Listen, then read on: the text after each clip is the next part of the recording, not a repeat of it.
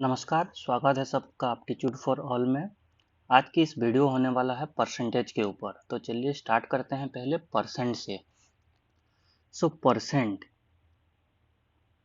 जैसे कि ये वर्ड सजेस्ट कर रहा है परसेंट यानी सेंट यानी 100 पर 100। परसेंटेज का डेफिनेशन क्या हो गया कि percentage is a fraction which denominator is always 100।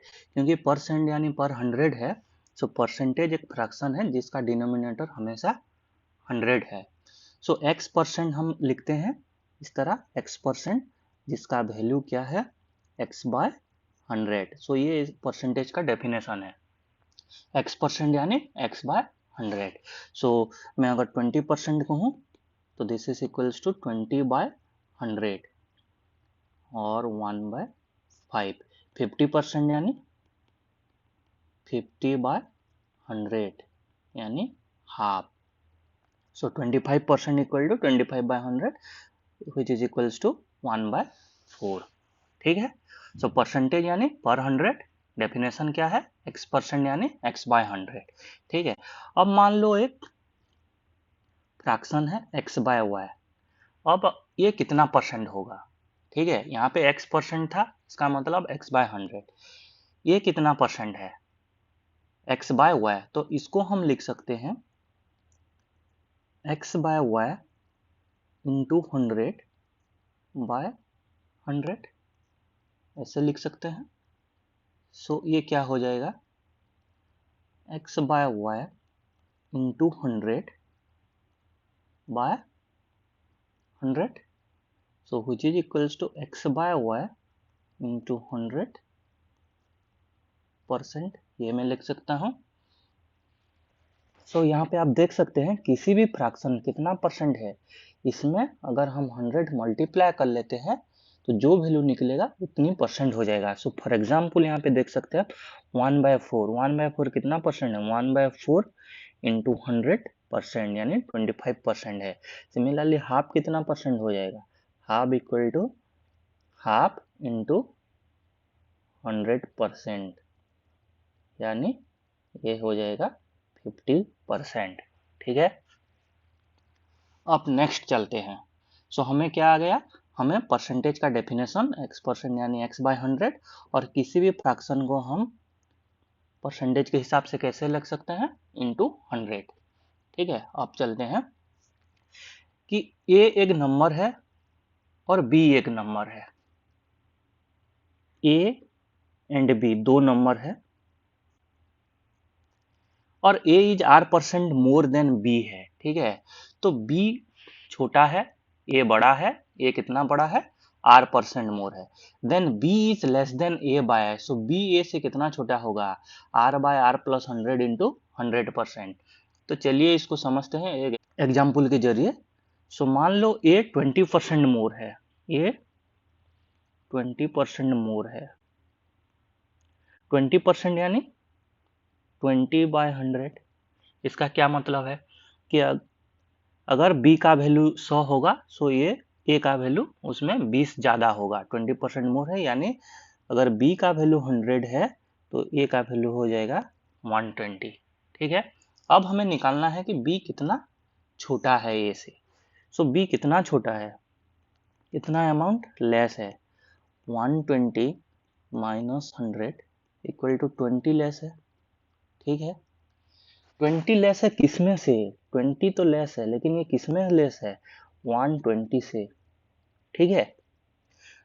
a का वैल्यू अगर 120 होगा तो b का वैल्यू उससे 20 लेस होगा। ठीक है। तो ये कितना परसेंटेज है अब? 20/100 इंटू 100%। हमें इसको लेस परसेंटेज कहते हैं। लेस परसेंटेज कितना हो जाएगा? This is equals to 20/120 into 100%। ठीक है, समझ में आ गया? चलिए एक बार इसको समझाता हूँ कि मान लो a 20% मोर है b से। b का वैल्यू अगर 100 है तो a का वैल्यू कितना हो जाएगा? 120। ठीक है। अब b लेस है, b छोटा है। कितना छोटा है? 20 छोटा है किसमें से 20 छोटा है, जबकि ए की वैल्यू 120 होगा तो ये उससे 20 बी का वैल्यू छोटा होगा। तो ये बी लेस है इसमें से 120 में, तो अब ये कितना परसेंट हो जाएगा, लेस परसेंट यानी इंटू 100।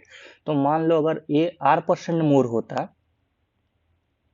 ए एंड बी, ठीक है, आप इसको जनरल करते हैं कि A is R% more than B है, तो इसका वैल्यू कितना हो जाएगा, 100 प्लस आर हो जाएगा अगर इसका वैल्यू 100 होगा तो,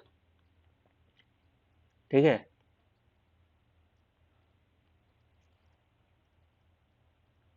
तो अब बी कितना छोटा होगा, बी कितना छोटा हो जाएगा, less 100 plus R minus 100 equal to R. So less percentage कितना हुआ, लेस परसेंटेज बी कितना छोटा है, आर छोटा है किसमें से, ए से, ए का वैल्यू कितना है 100 प्लस आर। सो इसका परसेंटेज क्या होता है, इंटू 100%। तो आ गया ना हमारा आंसर कि B is less than A by R by 100 plus R into 100%। ठीक है, समझ में आ गया। सिमिलरली ए अगर R% छोटा है बी से, सो बी कितना बड़ा हो जाएगा ए से, R by 100 minus R into 100%। ठीक है, तो इससे क्वेश्चन कैसे आता है एग्जाम में कि ए और बी का वैल्यू, तो यहाँ पे क्या हो सकते हैं, ए एंड बी ये किसी नंबर्स हो सकते हैं, नंबर्स हो सकते हैं, यानी ए एक नंबर है, बी एक नंबर है, गिवन है कि ए एक नंबर जो 20% मोर है, सो बी कितना छोटा होगा, बी कितना परसेंट छोटा होगा। या फिर ऐसा भी हो सकता है ए एंड बी दो पर्सन हो सकते हैं, इनकी सैलरी हो सकता है, या ए एंड बी दो गुड्स हो सकते हैं या कमोडिटी हो सकते हैं, उनका प्राइस हो सकता है, तो कुछ भी हो सकता है ए एंड बी। ठीक है, सो आपको पूछा जाएगा ए एक नंबर या salary of A is R% more than salary of B, ऐसा हो सकता है, या फिर price of A is R% less या R% मोर है प्राइस ऑफ बी से, सो बी कितना छोटा या बड़ा होगा अकॉर्डिंगली आपको पूछा जाएगा।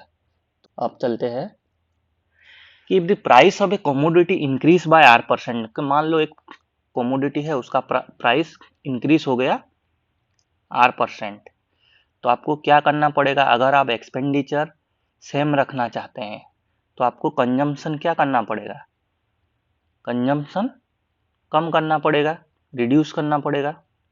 ठीक है, किसी चीज़ का अगर प्राइस बढ़ जाता है तो आपको क्या करना पड़ेगा, अगर आपको खर्च ज़्यादा नहीं करना है, उसी अमाउंट में खर्च करना है, तो आपको कंजम्पशन कम करना पड़ेगा।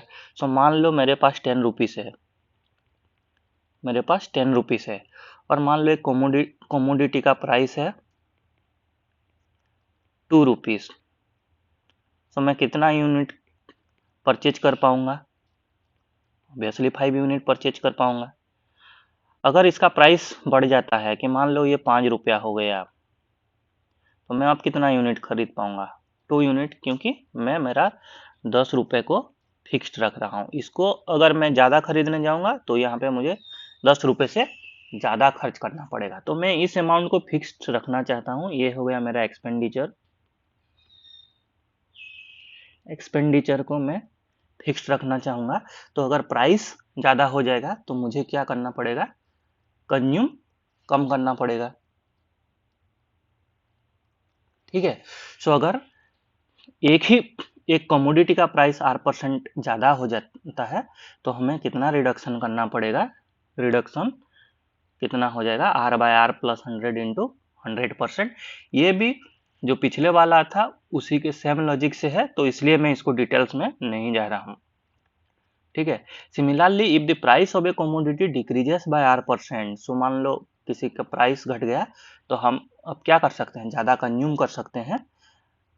सो कितना हम अगर एक्सपेंडिचर को फिक्स्ड रखना चाहते हैं तो हमें क्या करना पड़ेगा, इंक्रीज इन कंजम्पशन, हमें कितना कंजम्पशन करना पड़ेगा, R by 100 minus R into 100%। ठीक है, सो यहाँ पे देखिए इंक्रीज हुआ, प्राइस इंक्रीज हुआ, सो हमें रिड्यूस कंजम्पशन करना पड़ रहा है, तो प्लस आ रहा है, क्योंकि इससे पहले हम देख सकते हैं कि B is less than A, B छोटा है तो यहाँ पे प्लस आएगा, B बड़ा है, B इज मोर है तो यहाँ पे माइनस आएगा। तो सिमिलरली यहाँ पे रिडक्शन इन कंजम्पशन, सो यहाँ पे प्लस आएगा, और इंक्रीज इन कंजम्पशन तो माइनस आएगा।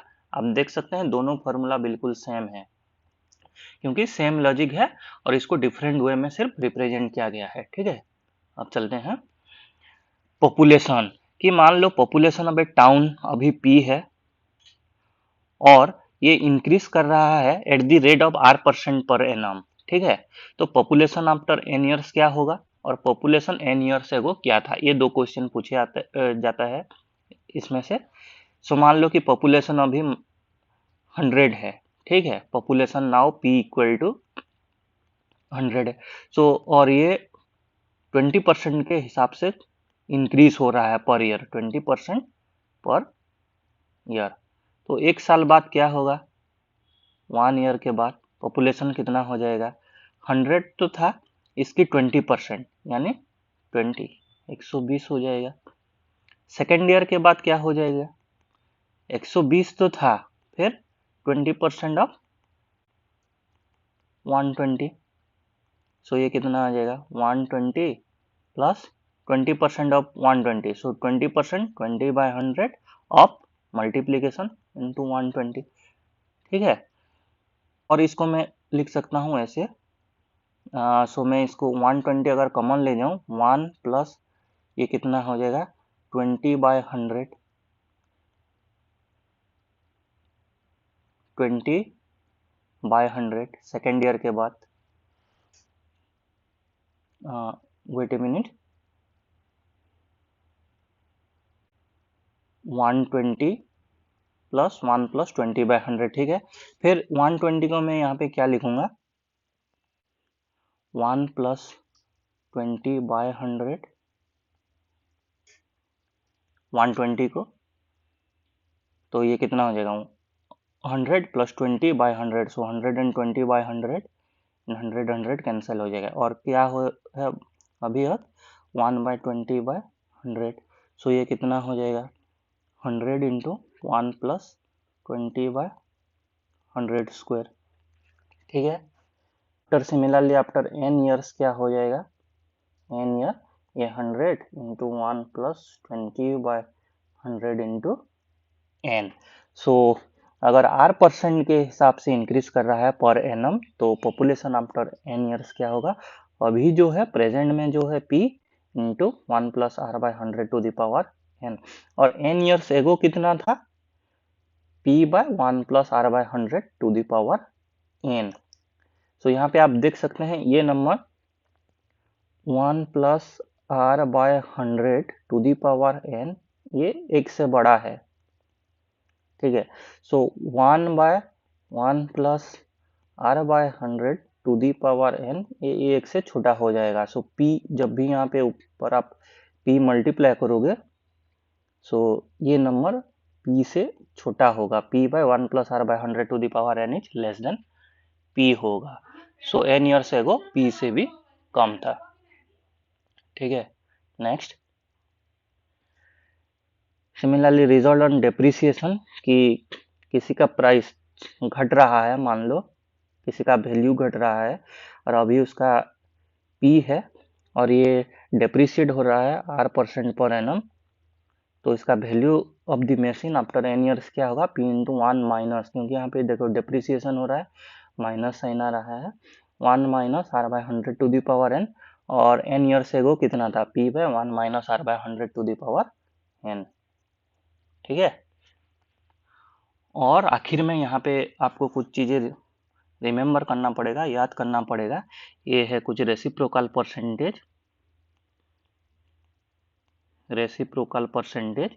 सो इसको अगर याद कर लोगे तो जब भी हमें कैलकुलेशन करना पड़ेगा वहीं पे आपको इजी हो जाएगा। सो 1/2 का वैल्यू कितना है 50%, 1/3 ये हो गया, 1/5 20%। सो मैं यहाँ पे 1/13 तक लिखा हूँ, आप चाहे तो 1/20 तक निकाल कर उसको याद कर सकते हैं। 1/20 कितना परसेंट हो जाएगा, ये हो जाएगा 5%। ठीक है, 1/10 10% है, तो इसको आपको याद कर लेना है ताकि जब भी हम कोई कैलकुलेशन करें वहीं पे हमें इजी हो जाएगा। इस वीडियो के लिए बस इतना ही। आशा करता हूँ कि आपको सारे चीज़ जो भी मैंने आज बताया वो अच्छे से समझ में आ गया होगा। अगर आपको वीडियो अच्छा लग रहा है तो इसको लाइक करना, शेयर करना और चैनल को सब्सक्राइब कर देना। मिलते हैं अगले वीडियो में, तब तक के लिए टेक केयर।